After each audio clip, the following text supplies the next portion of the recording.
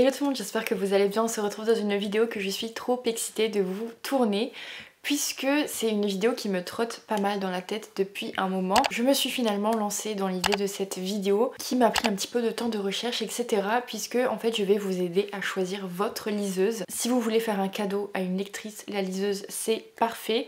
Et je vais vous aider à choisir quelle liseuse. Je me suis juste centrée sur le catalogue Kobo. Comme c'est principalement Kobo que j'utilise et que je connais le mieux, je me suis dit que ça allait être celle-ci. Donc j'ai répertorié absolument tout le catalogue de liseuses Kobo avec toutes les liseuses qui se font. Si je parle pas d'une liseuse dans cette vidéo, c'est normal, c'est parce qu'il y a des liseuses qu'ils ont supprimées, qui ne se font plus, et donc je vais pas parler de liseuses qui ne se font plus. Je prends uniquement le catalogue le plus récent, je vais vous aider un petit peu à choisir tout ça. On va du coup commencer le catalogue avec la Kobo Clara Black and White. En fait c'est la liseuse classique qui a chez eux, la Kobo Clara. C'est juste qu'ils l'ont refait récemment quand la liseuse en couleur est sortie, Black and White, pour qu'elle soit plus performante, qu'elle ait moins de bugs, une meilleure résolution, etc. Donc c'est une liseuse de 6 pouces, c'est un écran classique, c'est pas du tout le plus grand. Si vous ne lisez pas spécialement de lecture graphique, ça fera très bien l'affaire. Pour uniquement les romans, c'est très bien. C'est une liseuse avec 16 Go.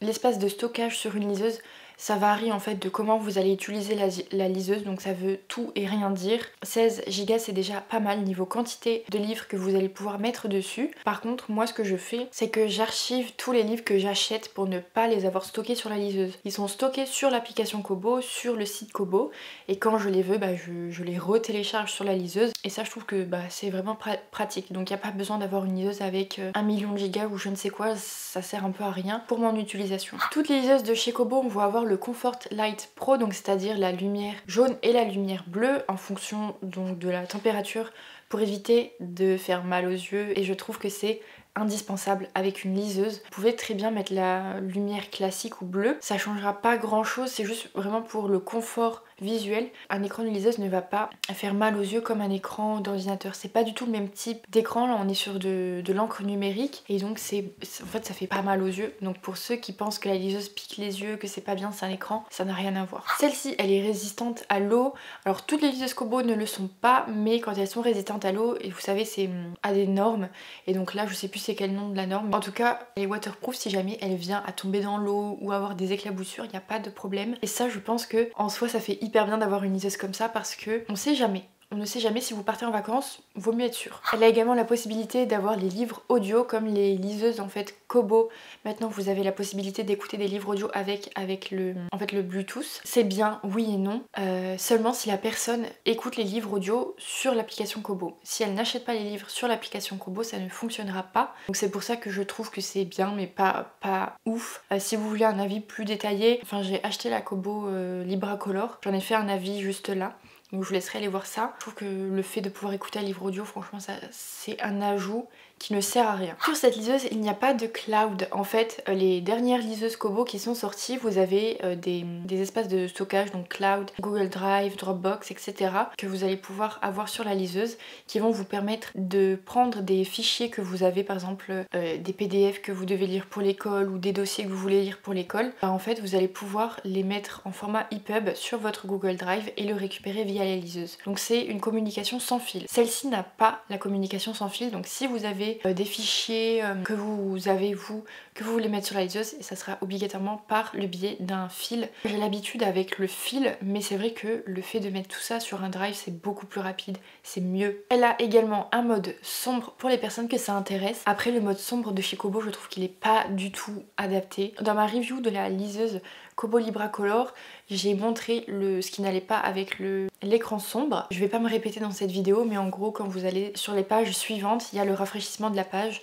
Quand vous êtes en mode sombre, ça vous fait un énorme flash blanc, donc c'est pas terrible. Cette liseuse n'est pas compatible avec un stylet, donc si vous voulez annoter vos lectures, celle-ci ne pourra pas prendre en charge le stylet. Par contre, vous avez l'effet surlignage, ça dans toutes les liseuses Kobo. Donc au final, pour moi, cette liseuse Kobo Clara Black and White, je pense que c'est la liseuse parfaite pour commencer la lecture numérique. Juste si vous êtes un lecteur, que vous aimez trop le format papier, que vous vous dites je pense que ça peut être pratique d'avoir une liseuse quand on va en déplacement, etc. Je pense que c'est la liseuse parfaite pour les personnes qui vont l'utiliser ponctuellement. Pour les voyages, c'est hyper pratique, c'est vraiment juste la praticité. Une première liseuse parfaite pour essayer la lecture numérique, voir si vous aimez bien la lecture numérique, le confort de la lecture numérique, etc. Donc je pense que si vous devez offrir une liseuse, celle-ci, je crois que c'est la liseuse la plus accessible. Donc la Kobo Clara Black and White est au prix de 139,99 €.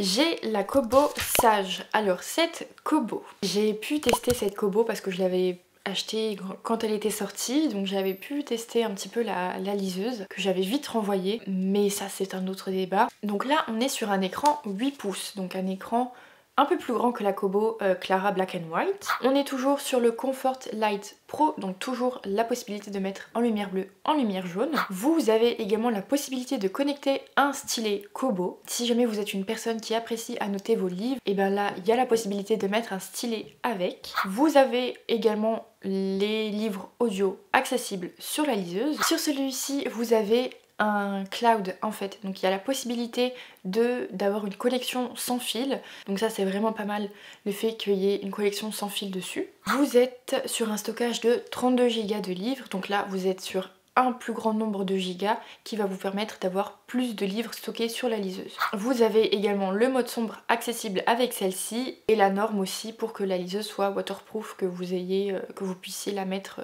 sous l'eau. En fait elle est résistante à l'eau. Donc pour moi la Kobo Sage c'est déjà une liseuse qui coûte plus cher. On est sur un prix quand même beaucoup plus élevé. On est sur 299,99 €, donc en gros on va arrondir à 300 €.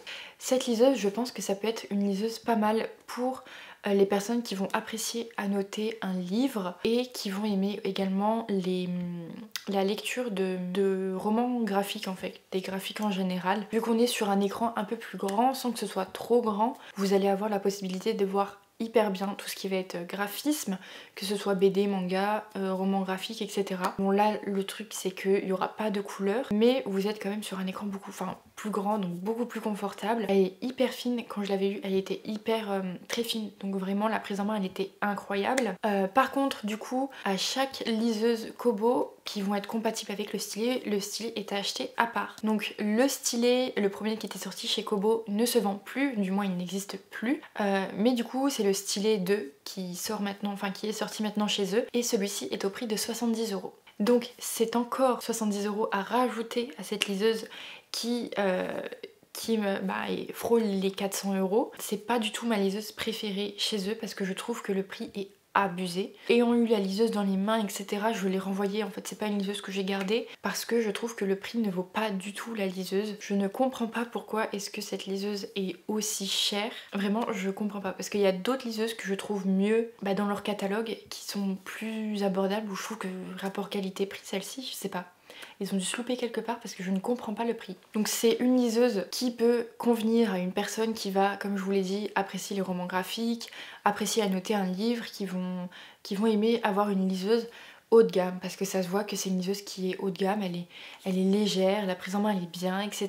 Mais est-ce que ça vaut vraiment son prix? Je ne sais pas. Ensuite, chez eux, vous allez également avoir la Kobo Ellipsa 2. Donc cette liseuse est au prix de 400 €, et retenez bien le prix parce que comme je vous disais juste avant avec la liseuse, que je trouvais que la Kobo Sage, vraiment je comprends pas le prix, parce que du coup si vous prenez le stylet elle est à 370 €, celle-ci vous êtes à 400 €, donc pour 30 € de différence. La liseuse est plus grande et vous avez le stylet compris à l'intérieur. Donc c'est pour ça que je vous dis je comprenais pas le prix de la Kobo Sage, parce que je sais pas, je trouve ils se sont loupés quelque part. Cette liseuse par contre n'est pas résistante à l'eau, donc il n'y a pas la norme pour qu'elle soit résistante à l'eau. En même temps, vu la taille de la liseuse, c'est pas une liseuse que vous allez emporter en voyage avec vous.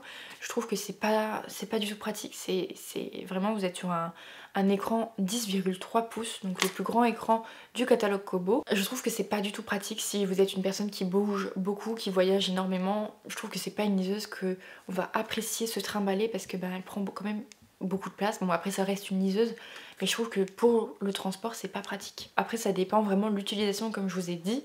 Donc ça sera pas le même type de lecteur qui est visé par rapport avec la Kobo Sage et avec cette Kobo. Ça va être vraiment à vous de voir comment vous allez l'utiliser. pour justifier le prix. Il faut vraiment bien faire vos recherches et c'est à ça que cette vidéo sert, vraiment que vous puissiez vous retrouver dans une catégorie par rapport à une liseuse et que ça vous aide à trouver la liseuse qu'il vous faut. Donc revenons à cette liseuse, elle a également le Comfort Light Pro, donc la lumière jaune, la lumière bleue. Vous avez également la possibilité de mettre un livre audio dessus, elle est également à 32 Go.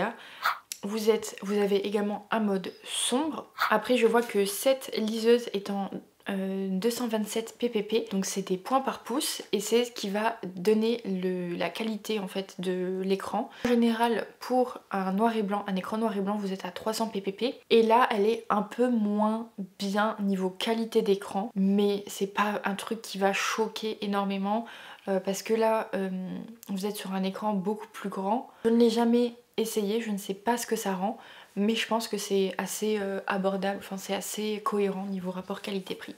Par contre, sur cette liseuse, vous avez, alors je sais pas comment ça dit, c'est Readwise. En gros, cette liseuse s'adresse vraiment à un lecteur, un public qui va beaucoup prendre de notes sur sa liseuse, qui va beaucoup faire d'annotations. Vous êtes vraiment sur une grande liseuse qui va vraiment faire office de cahier, un peu bloc-notes. Vous allez prendre énormément de notes sur cette liseuse. Si vous êtes quelqu'un qui prend beaucoup de notes et ça vous évite d'avoir 36 000 cahiers, tout est synchronisé sur la liseuse. Et en fait, cette liseuse est compatible avec une application, donc c'est Ride, je sais pas comment ça se dit. Elle est faite pour être synchronisée avec cette application. Donc si vous utilisez cette application, la liseuse est synchronisée avec. Ça va vous permettre de transférer vos dossiers, en fait, vos notes, ce qui est hyper pratique. Par contre, c'est bien un contenu payant. Mais en tout cas, elle est compatible avec cette application si c'est une application que vous utilisez beaucoup.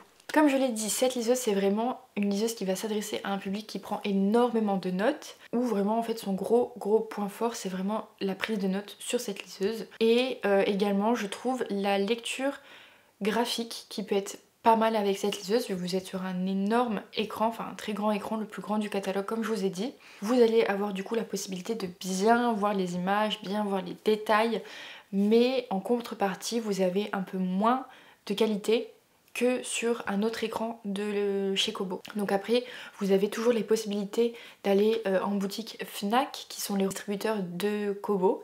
Vous avez toujours la possibilité de vous rendre dans une Fnac près de chez vous, de voir s'ils ont des modèles d'expo sur certaines liseuses pour voir la qualité, si ça vous dérange ou non. Je pense très franchement que c'est pas quelque chose qui va être très choquant. Donc si jamais vous êtes vraiment un lecteur de manga, de BD, de graphique, plus qu'un lecteur de romans, je pense que vraiment c'est vraiment à réfléchir entre la Kobo Ellipsa et la Kobo Sage, puisque je pense que c'est les deux écrans vraiment faits pour du graphique. Donc pour finir avec ce catalogue, vous allez avoir la Kobo Libra Color et la Kobo Clara Color. La Kobo Clara Color, c'est exactement la même que la Kobo Clara Black and White, mais avec la possibilité d'avoir donc du coup l'écran en couleur. Elle est au prix de 159,99 €.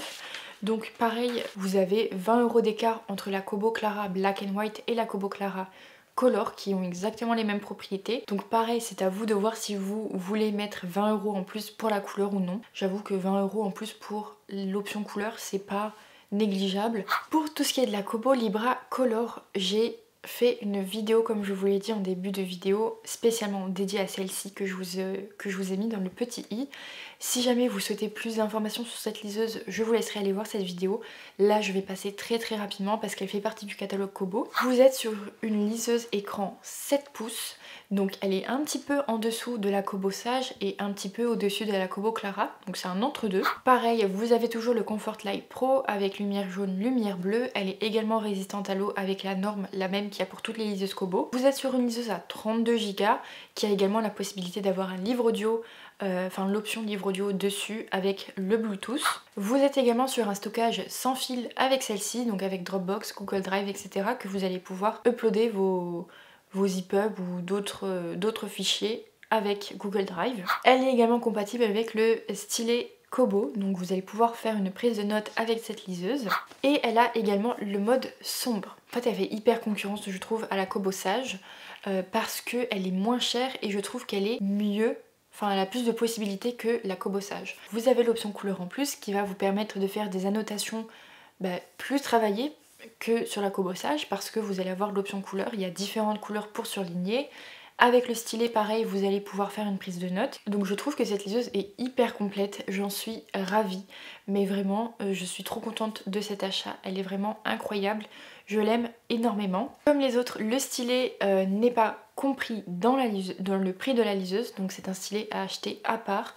Donc à rajouter en plus dessus 70 €. Et donc ça nous fait une liseuse à 300 € qui contre 370 pour la Kobo Sage. Donc vraiment je comprends pas trop cet écart. Vraiment je ne saurais pas quoi vous dire. Pour moi la Kobo Sage c'est une des Kobo que j'irai vers le moins dans le catalogue. Ça ce n'est que mon avis, vous allez pouvoir vous faire vos propres avis avec cette vidéo et aller voir directement les liseuses en magasin. Vraiment je vous recommande énormément de faire ça parce que ça va vous permettre d'avoir un visuel sur la liseuse. Pour moi la liseuse Kobo Libra Color, elle vise vraiment un lecteur qui va lire un peu tout en fait, que ce soit du roman, du graphique, des BD, des mangas, elle va faire un peu de tout.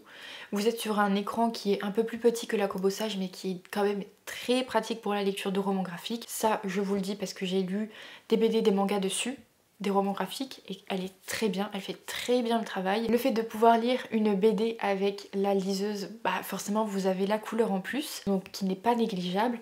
Elle vise vraiment un type de lecteur qui va être polyvalent, qui va lire un petit peu de tout et qui va aussi beaucoup se déplacer, qui va pouvoir, vous allez pouvoir prendre votre liseuse en fait avec vous tout le temps, partout, parce qu'elle est petite, elle est compacte, c'est pas une grande liseuse comme la Kobo Ellipsa. Donc vraiment ça va dépendre à chaque fois du type de lecteur que vous êtes, la Kobo que vous allez choisir avec. J'espère vraiment que cette vidéo vous aura plu, elle avait vraiment un but informatif pour présenter le catalogue Kobo, les liseuses Kobo et le type de lecteur, parce que j'ai souvent des messages pour me dire mais je sais pas du tout quelle liseuse prendre sur le catalogue Kobo. J'espère que cette vidéo vous aidera un petit peu à faire un choix en fonction du type de lecteur que vous êtes. Si jamais vous avez des questions, toujours n'hésitez pas à me mettre vos questions en commentaire, j'essaierai d'y répondre. Moi je vous fais plein de gros bisous et je vous dis à très bientôt. Bye.